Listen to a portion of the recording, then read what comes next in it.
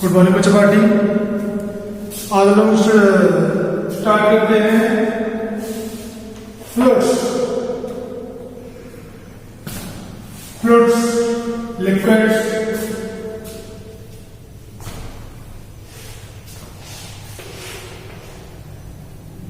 से चैप्टर्स में हमने पढ़ा था ग्रेविटेशन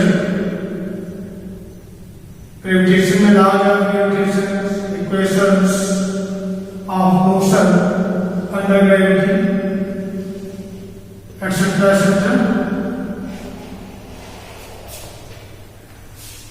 तो अब हम लोग पढ़ते हैं फ्लूइड्स।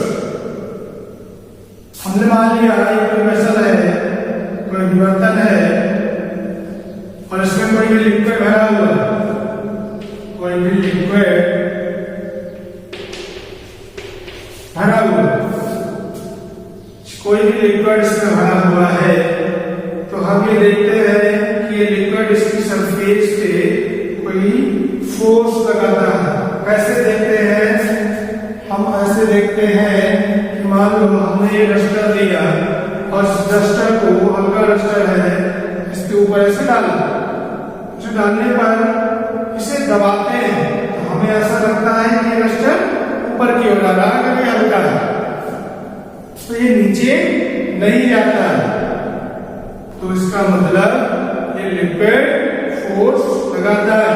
अच्छा, हम कोई भी हल्की ऑब्जेक्ट, लाइट ऑब्जेक्ट जब फ्लूइड्स में नीचे की ओर दबाते हैं, अंदर ले जाने का प्रयास करते हैं, तो उस पर फ्लूइड एक फोर्स लगाता है।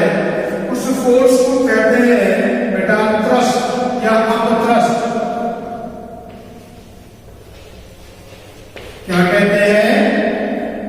थ्रस्ट या अपथ्रस्ट। अपथ्रस्ट इसलिए क्योंकि ऊपर की ओर ये फोर्स लगता है, किसी भी ऑब्जेक्ट पे ऊपर की ओर से बाहर करने की ओर एक फोर्स लगता है।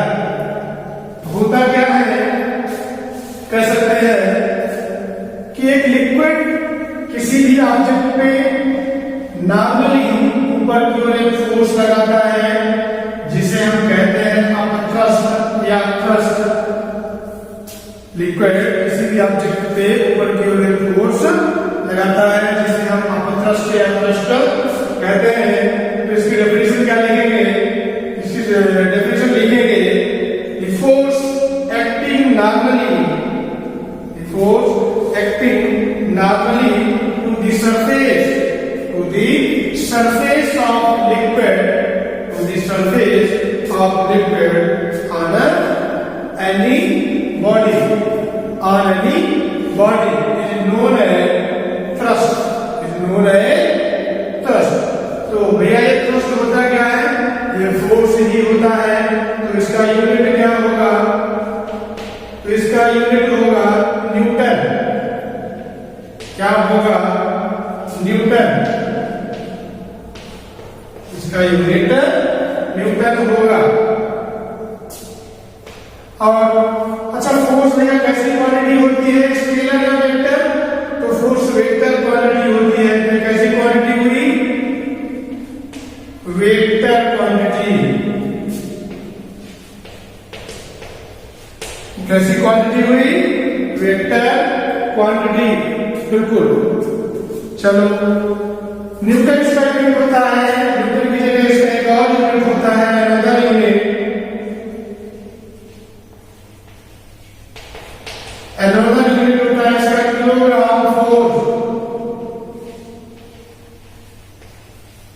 Kilogram force. इसे कहते हैं kgf।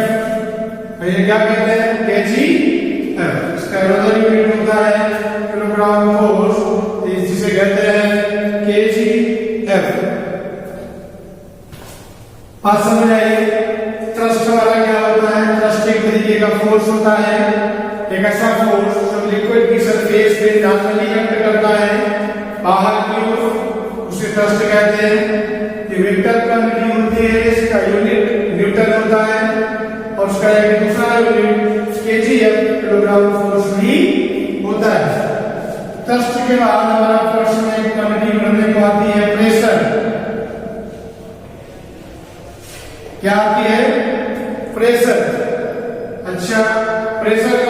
होता है दबाव, किसी भी चीज पे दबाव आना, प्रेशर आना। ध्यान दें, प्रेशर को रिप्रेजेंट करते हैं पी से, किससे? पी से। होता क्या है कि जैसे हम ये देखते हैं कि कोई भी भारी सी चीज, ज्यादा एरिया वाली चीज जब हम इस वेसल में डालते हैं तो वो तैरने लगती है, और कम एरिया वाली अगर कोई ऑब्जेक्ट होती है, जितने कम एरिया वाली ऑब्जेक्ट होती है वो इसमें डूब जाती है। मान लो 5 किलोग्राम की कोई आयरन का टुकड़ा है, आयरन का टुकड़ा है, और 5 किलोग्राम का कोई लकड़ी का टुकड़ा है, तो कौन सा डूबेगा, कौन सा फ्लोट करेगा, तैरेगा? तो क्या होगा? आयरन डूब जाएगा, सिंक कर जाएगा, जबकि जो लकड़ी वाला टुकड़ा होगा, वुडन ब्लॉक होगा, वो फ्लोट करता रहेगा। तो ये डिपेंड करता है कि उसका एरिया कितना है, क्योंकि 5 किलोग्राम का जो वुडन ब्लॉक होगा उसका एरिया आयरन ब्लॉक से कहीं ज्यादा होगा। चलो, इसका मतलब ये है कि जो प्रेशर है वो फोर्स ही है, वो फोर्स ही है। बिल्कुल सही बात, जो प्रेशर है वो फोर्स ही है। लेकिन अगर एरिया ज्यादा है तो फोर्स कम, और एरिया कम है तो फोर्स ज्यादा, फोर्स ज्यादा। इसका मतलब pressure is inversely proportional to the area. तो हम क्या लिख सकते हैं, दोनों को कंबाइन करके P equals to F divided by A, F divided by A।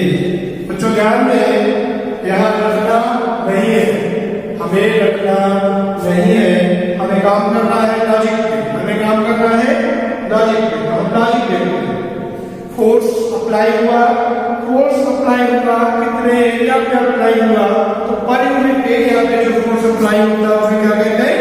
Pressure. Force applied per unit area is known as pressure. देख रहे हैं, force applied per unit area is known as pressure. Force applied per unit area is known as pressure. It is denoted by P, it is denoted by P। चलो, formula ये होता है कि unit देख रहे हैं, प्रेशर का unit क्या होगा? फोर्स का न्यूटन पर एरिया का मीटर स्क्वायर, तो एक ये हो गया, या पास्कल। और भैया पास्कल को रिप्रेजेंट करते हैं PA से, इससे PA पास्कल, एक्साइटेड पास्कल, उन्हीं के नाम से बॉडी, इसका यूनिट दिया गया है पास्कल। ठीक है, यहां तक कोई दिक्कत वाली बात? चलो, जो हमारा प्रेशर होता है वो कैसी क्वांटिटी होती है? कैसी क्वांटिटी होती है? स्केलर। कैसी होती है? Scalar quantity. प्रेशर इज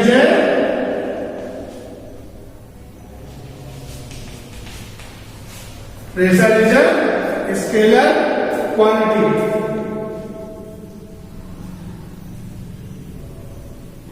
चलो, बढ़िया बात।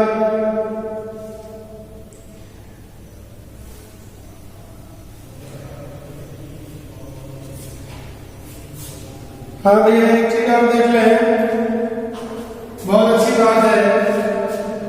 कभी कभी 1 पास्कल की डेफिनेशन पूछी जाती है बच्चे से।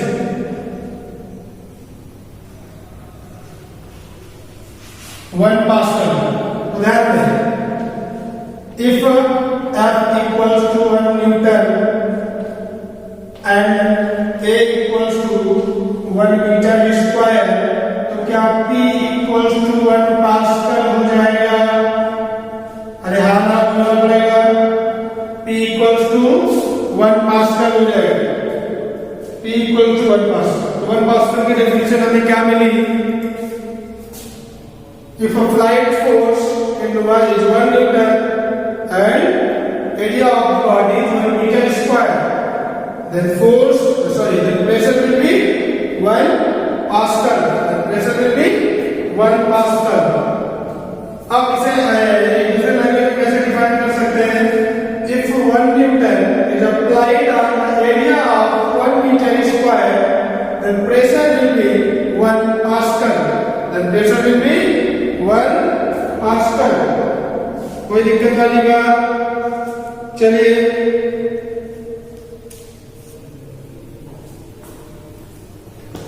एक चीज और लिख रहे हैं बेटा, pressure also depends on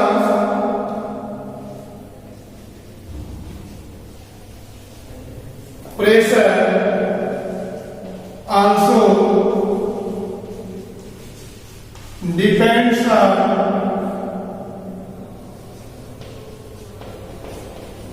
density and height of liquid. Pressure also depends on density and height of liquid. Density पे भी डिपेंड करता है प्रेशर, और उसकी लिक्विड की हाइट पे भी डिपेंड करता है।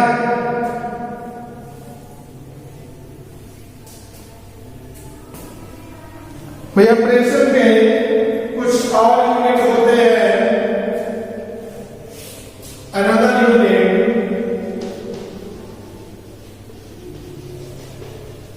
of pressure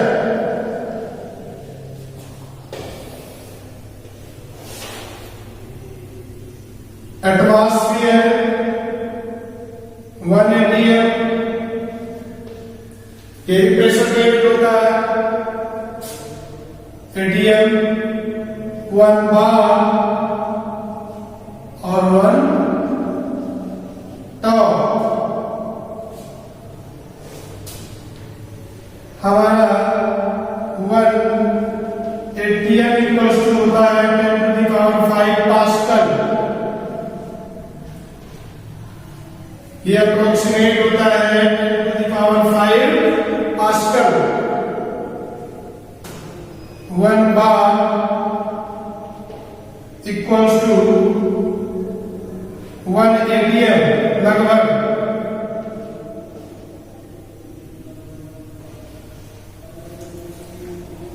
one bar equal to 1 atm। और हमारा जो टाव होता है, तो भैया 1 torr equal to 1 torr equal to होता है 1 mm ऑफ Hg।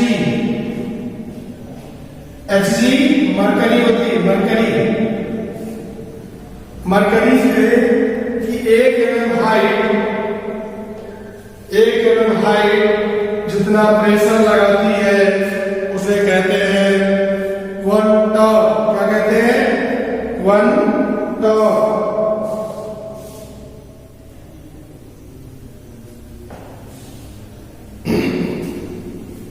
चलिए आगे बढ़ते हैं।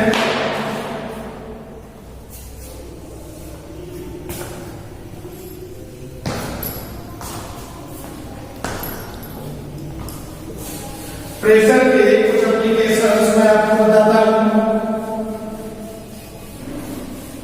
पहला एप्लीकेशन, जैसे आपने देखा होगा कि जो बिल्डिंग्स बनाई जाती है उन बिल्डिंग्स का जो फाउंडेशन होता है वो कैसा होता है? वाइड होता है, चौड़ा रखा जाता है। ऐसे ये मान लो किसी दीवार का फाउंडेशन है तो इस पे दीवार इतनी चलेगी। जो फाउंडेशन होता है किसी बिल्डिंग का वो वाइड होता है, चौड़ा होता है। क्यों होता है? क्योंकि एरिया हमारा ज्यादा होने से, एरिया हमारा जितना ज्यादा होगा, हमने पढ़ा P = ए। एरिया मान लो हमारा ज्यादा होगा पी, तो एफ इक्वल्स टू हम क्या लिखेंगे P A. F equals to क्या लिखेंगे पी ए। एरिया हमारा जितना ज्यादा होगा, एरिया हमारा जितना ज्यादा होगा उस पे प्रेशर उतना ही कम होगा, उस पे प्रेशर उतना ही कम होगा। और एरिया हमारा जितना कम होगा उस पे प्रेशर उतना ही ज्यादा होगा। या यूं समझ ले, एरिया ज्यादा तो अप्लाइड फोर्स ज्यादा, अप्लाइड फोर्स ज्यादा होगी तो दीवार हमारे नीचे जाने का खतरा रहेगा, नीचे जाने का खतरा रहेगा, टूटने का खतरा रहेगा।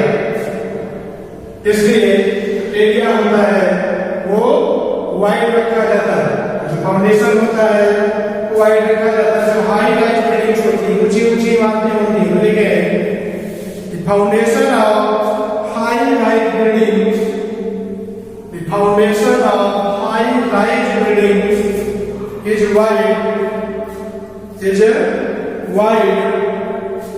so that this load is distributed, so that the load is distributed over a large area. The load is distributed over a large area. Second हमारा एग्जाम्पल लेंगे, जो हमारे बसों के या ट्रक्स के टायर होते हैं वो चौड़े होते हैं, वाइड होते हैं। ध्यान देना, देखना बाइक और साइकिल के पतले टायर होते हैं, लेकिन उसके बसों के ऊपर के वाइड होते हैं, चौड़े टायर होते हैं। क्यों होते हैं? क्योंकि वो लोडेड व्हीकल है। कैसे व्हीकल है? लोडेड व्हीकल है। और लोडेड व्हीकल है तो उसका जो लोड है वो ज्यादा एरिया में डिस्ट्रीब्यूट हो सके, इसलिए उसे उसके टायर्स के एरिया को ज्यादा रखा जाता है, वाइड रखा जाता है। ठीक है, लिख लें, ट्रक और बस has wide, a truck or bus has wide tires, a truck or bus has wide tires, so that the load is distributed over a large area.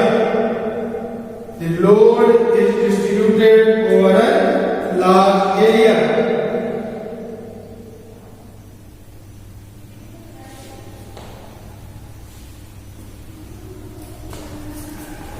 चलिए आगे बढ़ते हैं।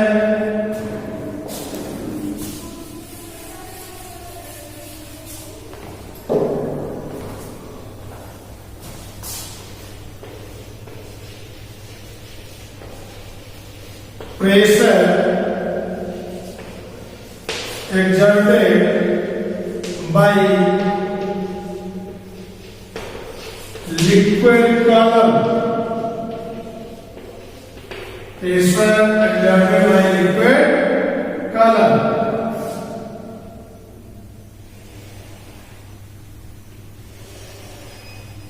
यहाँ हमने कोई वेसल ले लिया है सिलेंड्रिकल, इसका एरिया कैपिटल ए है, सरफेस एरिया, और इसमें लिक्विड भरा हुआ, इसमें लिक्विड भरा हुआ है सरफेस से h हाइट ऊपर। ठीक है, h हाइट तक लिक्विड भरा हुआ है। तो भैया लिक्विड इस पे प्रेशर लगाएगा, बिल्कुल लगाएगा। तो लिक्विड इस पे प्रेशर लगाएगा, एक तो इस पे लिक्विड प्रेशर लगाएगा P, और दूसरा जो हमारा एटमॉस्फेयर है वो भी तो प्रेशर लगाएगा, उसे लिख देते हैं PA। तो यहाँ पर दो प्रेशर लगेंगे, एक तो P और दूसरा PA, पहला P और दूसरा PA। चलें ध्यान में, मान लेते हैं इस लिक्विड की जो डेंसिटी है वो रो है। क्या है? रो है। इस लिक्विड की डेंसिटी रो है। चलो, तो बेटा हमने अभी तक पढ़ा हुआ है density equals to mass per unit volume. ये तो पढ़ा है। तो क्या मास इक्वल्स टू हो जाएगा डेंसिटी इनटू वॉल्यूम, तो rho into v equals to rho into v. Volume को क्या लिखे?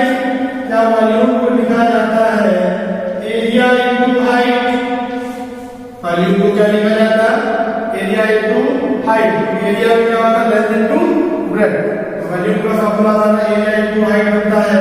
तो क्या इसे रो ए एच लिखते हैं? रो ए एच। चलो, कोई दिक्कत वाली बात। मास ही आ गया, वेट क्या आ जाएगा? Weight of liquid. Weight of liquid ही तो है force exerted by liquid, force exerted by, और भैया वो है कितना? हम लोगों ने पढ़ा हुआ है कोई भी ऐसी चीज जिसमें मास होता है वो कितना फोर्स लगाती है सरफेस पे? mg। कितना लगाती है? mg लगाती है। mg इक्वल्स टू m की वैल्यू रो ए एच। ठीक है, ध्यान से, कोई दिक्कत? चलो, तो बेटा ये क्या फोर्स हो गया? क्या हो गया? Force. We no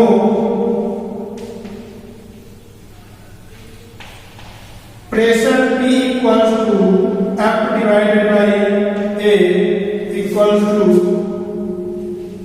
row A H G divided by A. एन ए को मार दिया है।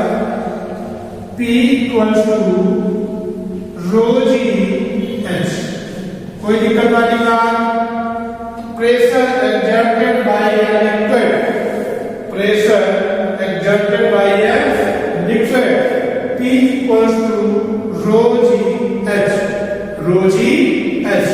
अच्छा, अगर नेट प्रेशर की बात की जाए पी नेट, तो पी नेट ये होगा rho ji h plus p a atmospheric pressure.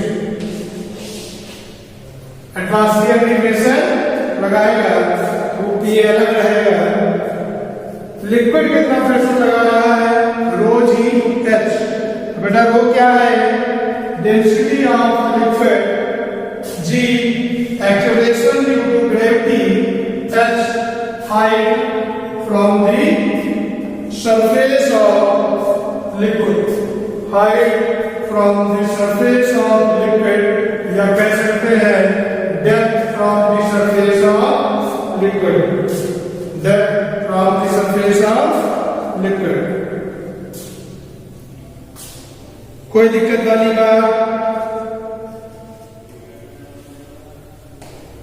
चलिए आगे देखते हैं। कुछ नोट पॉइंट डाल दें इसी में, लिख लें। Pressure does not depend, pressure does not depend on the shape and size of the vessel. Pressure does not depend on the shape and size of the vessel. Pressure does not depend on the shape and size of the vessel. जो liquid का pressure होता है वो shape, vessel की shape और size पर depend नहीं करता। इसे में नीचे लिख ले, only depends on height, only depends on height। केवल लिक्विड की हाइट पे डिपेंड करता है।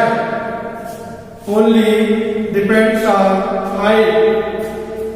आगे लिखें, प्रेशर इंक्रीज pressure increases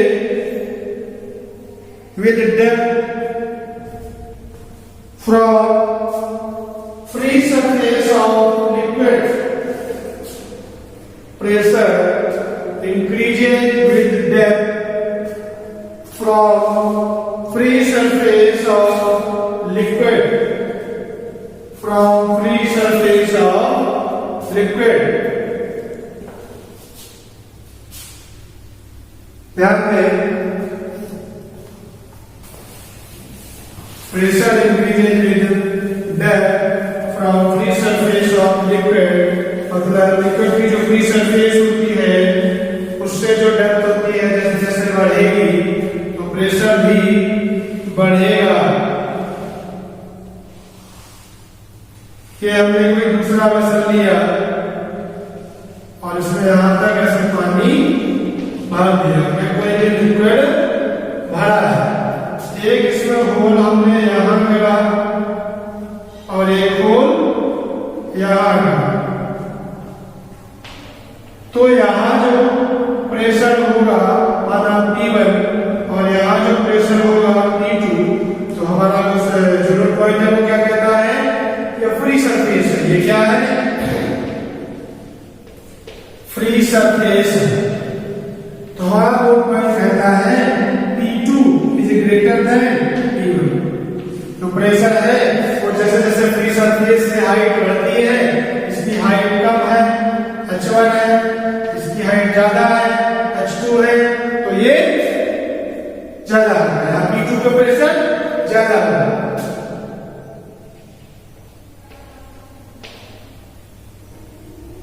इससे अगर पानी निकलेगा तो ऐसे गिरेगा और इससे निकलेगा तो ऐसे गिरेगा। यहां प्रेशर ज्यादा। बात समझ आई? जैसे जैसे लिक्विड की फ्री सरफेस से हाइट बढ़ती है हमारा प्रेशर बढ़ता जाता है। अगला पॉइंट लिखें,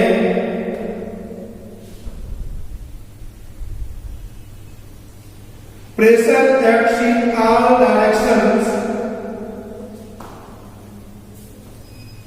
Pressure acts in all directions. अच्छा पॉइंट है, pressure acts in all directions. जो प्रेशर है वो सारी डायरेक्शंस में काम करता है, सारी डायरेक्शन में वर्क करता है। एंड इसी में जोड़ है, same at all the points and same at all the points on the horizontal line and same at all the points on the horizontal line। किसी भी horizontal line के जितने भी पॉइंट्स होते हैं उन सभी पे प्रेशर सेम रहता है। जैसे इस वेसल कि ये हॉरिजॉन्टल लाइन मैंने ले ली, ये इस लाइन में कहीं भी मैं प्रेशर की बात करूं वो हमेशा P2 ही रहेगा, हमेशा रूप से H2 ही रहेगा, उसमें चेंज होने वाला नहीं है। ठीक है, अगला लिखें,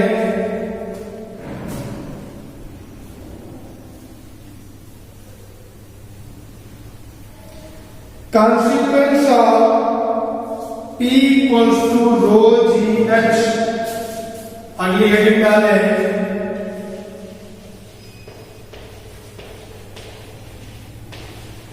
consequence of P equals to rho g h।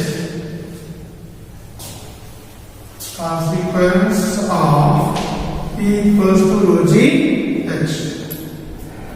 तो इसमें पहला नंबर लिखें, conservation of dams.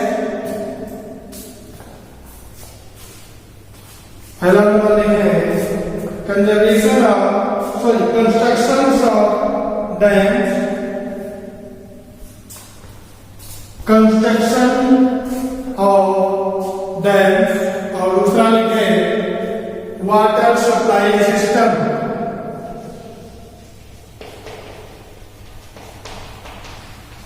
Construction of dams, और दूसरा हमारा है वाटर सप्लाई सिस्टम। रोजियर्स के अकॉर्डिंग होती है, किसके अकॉर्डिंग? रोजियर्स के अकॉर्डिंग ही डैम्स के को बनाया जाता है और रोजियर्स के अकॉर्डिंग ही वाटर सप्लाई सिस्टम बनाया जाता है। मतलब इसकी जो हाइट होती है वो ज्यादा रखी जाती है, हाइट ज्यादा रखी जाती है। जो डैम के कंस्ट्रक्शन होते हैं डैम ऊपर बनाए जाते हैं।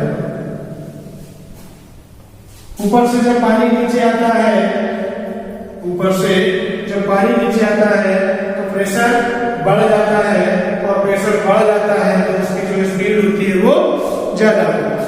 ठीक है, वही वाटर सप्लाई सिस्टम में पानी अगर दूर तक आपको ले जाना है तो प्रेशर ज्यादा चाहिए, और प्रेशर ज्यादा चाहिए तो क्या ज्यादा चाहिए? हाइट ज्यादा चाहिए। इसलिए जब पानी की टंकी से बनाई जाती है या बड़े टैंक बनाए जाते हैं शहरों में, तो वो बहुत हाइट पे ऊंचाई पे बनाए जाते हैं, ताकि हमारी जो बिल्डिंग्स है 2 मंजिल की 3 मंजिल की, उनमें वाटर सप्लाई से पानी जा सके। कोई दिक्कत नहीं का। चलिए अगले डेटा है पास्कल लॉ। अगले डेटा है पास्कल लॉ, और इस पास्कल लॉ को हम लोग नेक्स्ट क्लास में पढ़ेंगे। जल्दी नेक्स्ट क्लास अपलोड होगी। इस क्लास से रिलेटेड कोई भी डाउट्स या क्वेरीज आपकी होती है तो क्वेरीज आप मुझे डाउट सेशन में डिस्कस कर सकते हैं, और क्वेरीज आप व्हाट्सएप कर सकते हैं या मेल कर सकते हैं। So thank you guys, all the best.